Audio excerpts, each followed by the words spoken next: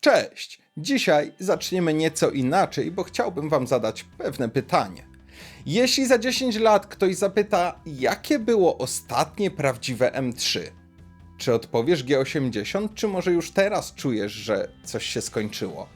Bo temat nie jest o grillu, nie jest o mocy, nie jest nawet o czasie 0-100. Temat jest o tym, czy to auto jeszcze potrafi dać ci to uczucie, kiedy po wyłączeniu kontroli trakcji myślisz: dobra, teraz to ja muszę się postarać. Czy G80 to wciąż samochód dla kierowcy, czy już produkt dla statystyk? Dzisiaj nie będzie ani zachwytu, ani marudzenia.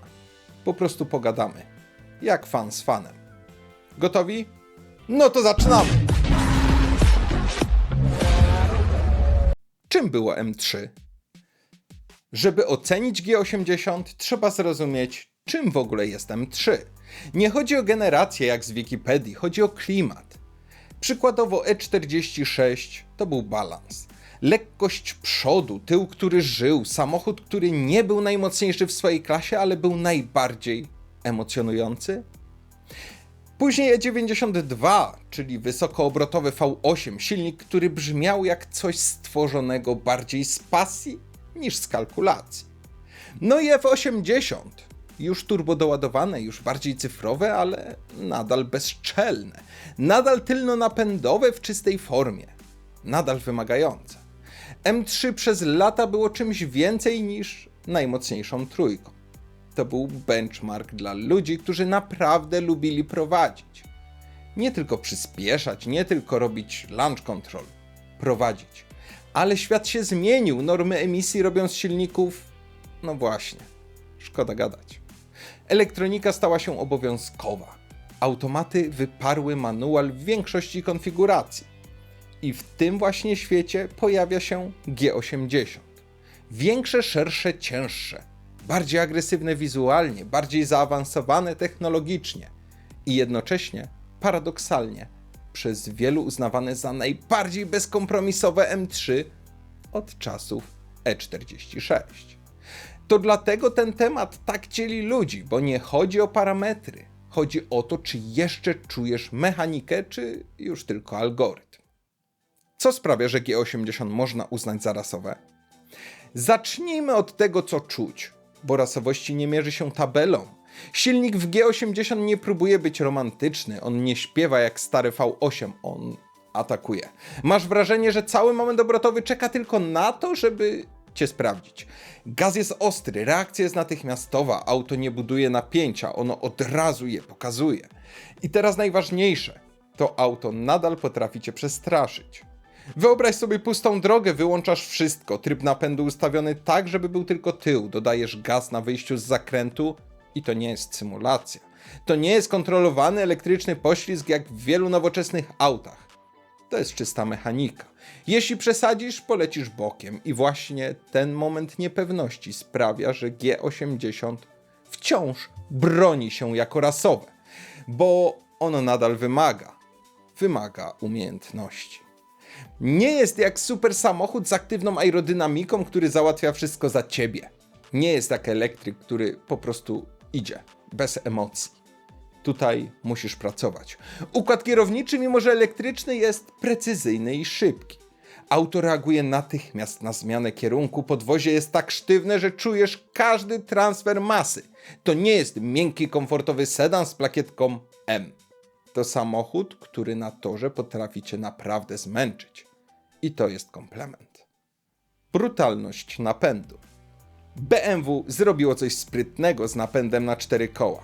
W trybie standardowym masz trakcję, stabilność i pewność. Możesz wykorzystać potencjał auta bez ciągłej walki. Ale w trybie RWD to już inna rozmowa. To jakbyś zdjął kaganiec. I właśnie to jest kluczowe. G80 daje ci wybór. Możesz jeździć nim jak szybkim daily, możesz jeździć nim jak torową zabawką. Możesz zrobić z niego auto do palenia gumy. To nadal samochód, który reaguje na gaz jak narzędzie, nie jak zabawka. A rasowość to nie tylko dźwięk i manualna skrzynia. Rasowość to gotowość do bycia niebezpiecznym, jeśli kierowca nie ma pokory. G80 tę gotowość ma. I w tym sensie jest bardziej brutalne niż wielu się wydaje. Masa. Pierwszy zgrzyt. Teraz musimy zejść na ziemię. Bo kiedy pierwszy raz jedziesz G80 dynamicznie, czujesz dwie rzeczy naraz. Z jednej strony, kurczę, to jest szybkie i stabilne. Z drugiej, to już nie jest mały, zwinny potwór. Gabaryt jest wyczuwalny, auto jest szerokie, jest napompowane.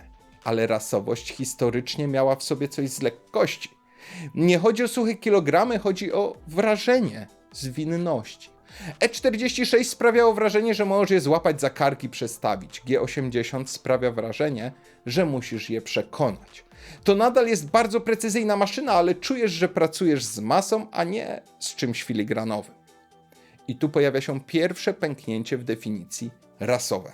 Bo rasowe kiedyś znaczyło kompaktowe, bezpośrednie, mechaniczne. Dzisiaj znaczy szybkie, stabilne i zaawansowane. To subtelna, ale ważna różnica. Systemy. Czy to jeszcze surowość? Druga sprawa, konfiguracje. Możesz ustawić wszystko. Reakcję gazu, charakter zawieszenia, pracę dyferencjału, sztywność kierownicy, sposób działania napędu. I to jest genialne, a jednocześnie trochę podejrzane. Bo dawniej M3 było jakie było, nie pytało cię o zdanie. Wsiadałeś i wiedziałeś, okej, to jest twarde, to jest bezpośrednie, to jest ostre. Teraz możesz zrobić z G80 niemal komfortowe auto do miasta. Możesz też ustawić je jak torowego wariata. Tylko pytanie brzmi, czy rasowe auto powinno być aż tak elastyczne? Czy rasowość nie polegała na tym, że samochód miał charakter, który musiałeś zaakceptować? G80 trochę ten charakter rozpuszcza w opcjach. Nie twierdzę, że to wada, ale to już nie jest filozofia my wiemy lepiej. To filozofia dostosujemy się do ciebie. I tu zaczyna się dyskusja, czy to jeszcze auto z temperamentem, czy już produkt z segmentu Premium Performance. Cyfryzacja, klimat kabiny. Wsiadasz do G80 i widzisz duży, nowoczesny ekran. Cyfrowe zegary, mnóstwo personalizacji, wszystko jest czysto uporządkowane, technologiczne. Nie ma tej surowości, która była kiedyś. Nie ma poczucia, że siedzisz w czymś trochę niedopracowanym, ale szczerym. Dzisiaj to bardzo dopracowany produkt. I znowu, to nie jest wada, to znak czasów. Ale kiedyś M3 różniło się wnętrzem w sposób bardziej wyczuwalny. Dziś to nadal świetnie wykonane BMW z dodatkami M. Rasowość przestała być surowa, stała się dopieszczona. I dla części ludzi to już nie to samo. Zmiana filozofii. Dla kogo dzisiaj jest M3? I teraz najważniejsze pytanie, dla kogo dziś jest M3? Kiedyś to było auto dla gościa, który świadomie rezygnował z komfortu na rzecz prowadzenia. Dzisiaj to może być szybkie auto rodzinne, samochód reprezentacyjny, maszyna na tor, daily do pracy, obiekt do nagrywania rolek. I właśnie ta wielozadaniowość jest jednocześnie siłą i problemem. Bo rasowość historycznie była trochę egoistyczna. Samochód był skoncentrowany na jednym celu, jeździć mocno. G80 potrafi wszystko. I może właśnie dlatego niektórzy mówią, że coś się rozmyło. Bo jeśli auto jest świetne we wszystkim, to czy nadal jest ekstremalne w czymkolwiek? Czy to nadal samochód dla kierowcy? I teraz musimy być uczciwi. Jeśli naprawdę wyłączysz wszystko i zaczniesz jechać na limicie, G80 nadal wymaga przeogromnych umiejętności. Nie prowadzi się samo, nie maskuje błędów w magiczny sposób, nie wybacza wszystkiego, ale daje ci większy bufor bezpieczeństwa. Możesz mieć ogromną prędkość i nadal czuć stabilność. Możesz wyjść z zakrętu pełnym gazem i czuć, że auto jest pod kontrolą.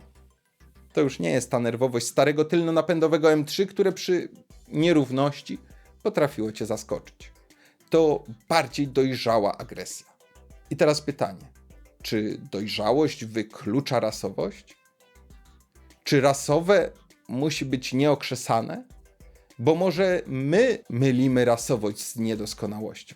Może G80 jest rasowe właśnie dlatego, że jest dopracowane do granic możliwości, ale wciąż pozwala ci się sparzyć. Dobra, teraz bez owijania w bawełnę. Uważam, że BMW M3 G80 to ostatnie rasowe M3. Ale nie w taki sposób, w jaki niektórzy chcieliby to usłyszeć. Nie dlatego, że jest najbardziej surowe w historii. Nie dlatego, że brzmi najlepiej. Ani nie dlatego, że jest najlżejsze. tylko dlatego, że to ostatni moment, w którym M3 wciąż jest zbudowany wokół silnika spalinowego jako serca całej konstrukcji. To ostatnia generacja, w której mechanika jest fundamentem, a nie dodatkiem do systemu. Następne M3, i nie trzeba być prorokiem, pójdzie w stronę elektryfikacji. Będzie cięższe, będzie jeszcze bardziej zależne od elektroniki, będzie jeszcze szybsze, ale szybkość to nie rasowość. Rasowość to napięcie między tobą a maszyną. I G80 to napięcie jeszcze ma. Dlaczego to może być koniec pewnej epoki? Popatrz szerzej, rynek się zmienia. Marki premium muszą spełniać normy, robić wyniki, sprzedawać auta globalnie. M3 już dawno przestało być niszowym narzędziem dla zapaleńców. To globalny produkt. Symbol. Auto wizerunkowe.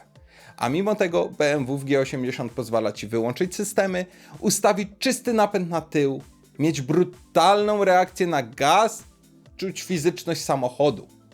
To jest dość odważne. W świecie, który coraz bardziej chcecie chronić przed wszystkim, również przed samym sobą. I dlatego uważam, że to ostatnie rasowe M3. Bo następne może być bardziej efektywne. Może być szybsze. Może być technologicznie kosmiczne. Ale może już nie dawać ci tego uczucia, że to ty musisz nad nim panować. Czy my nie idealizujemy przeszłości? I teraz ważna rzecz. Może my po prostu tęsknimy za czymś, czego już nie ma? Nie tylko w samochodach, ale w nas samych. Jeśli jeździłeś E46 jako młodszy gość, wszystko było bardziej intensywne. Każde przyspieszenie, każdy uścisk, każde wyjście z zakrętu. Dziś jesteśmy bardziej doświadczeni, bardziej oswojeni z mocą. Może to nie samochody stały się mniej rasowe, może my staliśmy się mniej wrażliwi? Bo gdyby ktoś, kto nigdy nie jeździł starszym M3, wsiadł do G80 i wyłączył wszystko, prawdopodobnie wysiadłby z szerokim uśmiechem i lekkim stresem w dłoniach. I powiedziałby, to jest dzikie. Więc może problem nie leży w aucie, może leży w porównywaniu go do wspomnień, a nie do realiów 2026 roku. Czym dziś jest rasowość?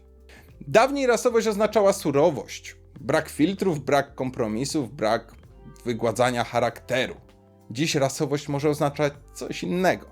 Może oznaczać to, że w świecie pełnym systemów i zabezpieczeń nadal masz możliwość wyłączenia wszystkiego i wzięcia odpowiedzialności na siebie.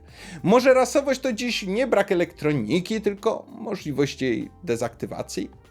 Może rasowość to nie manualna skrzynia, tylko realna kontrola nad autem. I pod tym względem G80 spełnia tą definicję, bo daje ci wybór, a wybór to dzisiaj luksus. Czy G80 jest idealne? Nie. Ma cyfryzację, ma kompromisy, nie ma tej analogowej czystości, która była kiedyś. Nie brzmi jak V8, nie jest tak lekkie jak E46, nie jest tak bezpośrednie jak samochody sprzed 2 dekad, ale jest brutalne. Jest szybkie w sposób, który nadal wymaga szacunku. I nadal może cię zawstydzić, jeśli przecenisz swoje umiejętności. A to jest esencja rasowego auta, nie perfekcja, nie marketing, tylko to uczucie muszę być skupiony. Czy BMW M3 G80 to ostatnie rasowe M3? Moim zdaniem tak. Nie dlatego, że jest najbardziej romantyczne, nie dlatego, że jest najbardziej surowe, tylko dlatego, że to ostatni moment, w którym M3 wciąż daje ci pełną odpowiedzialność za to, co zrobisz z gazem. Następne może być szybsze, może być bardziej zaawansowane, ale może już nie będzie wymagało aż tyle od ciebie. A samochód, który przestaje wymagać, przestaje być rasowy. I może za kilka lat spojrzymy na G80 nie jak na kontrowersyjną generację, tylko jak na ostatnie M3, które jeszcze pozwalało ci popełnić błąd. Dzięki za obejrzenie do końca. Jeśli chcesz mnie wesprzeć, to kliknij łapkę w górę i zostaw subskrypcję. I do następnego. Hej!